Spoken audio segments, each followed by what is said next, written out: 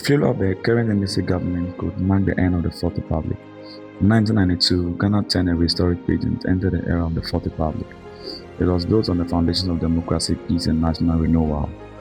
The goal was clear: to break away from the turbulent years of coups, economic instability, and authoritarian rule, and to establish a nation where governance was rooted in accountability, fairness, and opportunity. That moment symbolized hope. It was a promise that democracy could finally work for us as Ghanaians. However, this promise appears to be fading. The optimism that once inspired the Fourth Republic is giving way to frustration, anger, and disillusionment. We have given both major political parties, the National Democratic Congress and the New Patriotic Party, the opportunity to govern.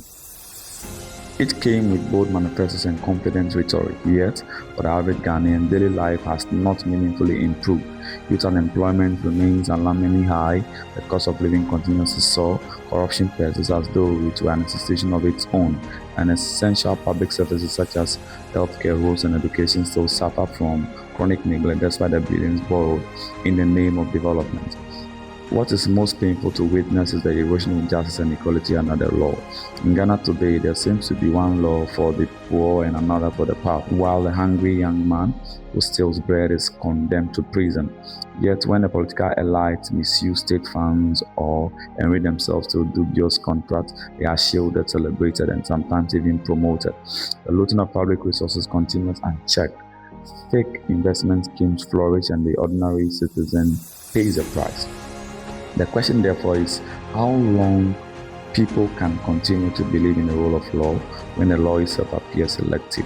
The 2024 general election was not just another contest of political parties, it was a cry of despair from the frustrated population. Voter apathy reached unprecedented levels, particularly among the youth.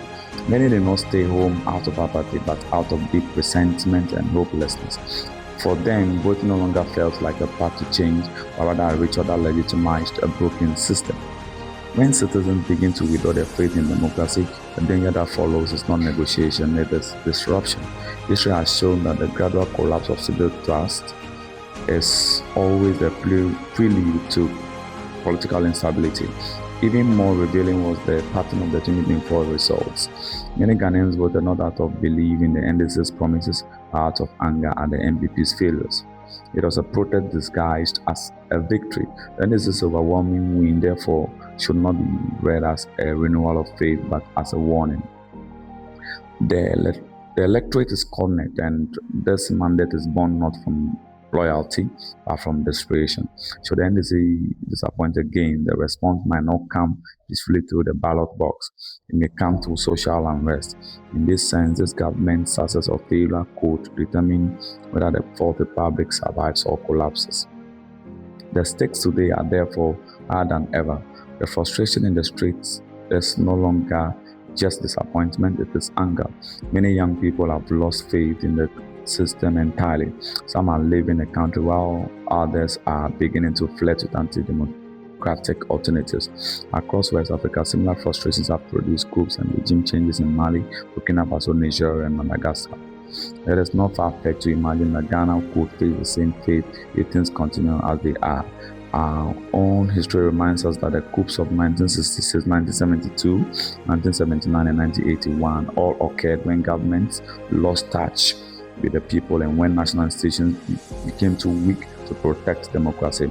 Worryingly, recent surveys reveal that more Ghanaians, especially the youth, are now open to military rule, provided it brings stability and fairness. That sentiment should alarm every political leader. It is a clear sign that our democracy is hanging by a thread.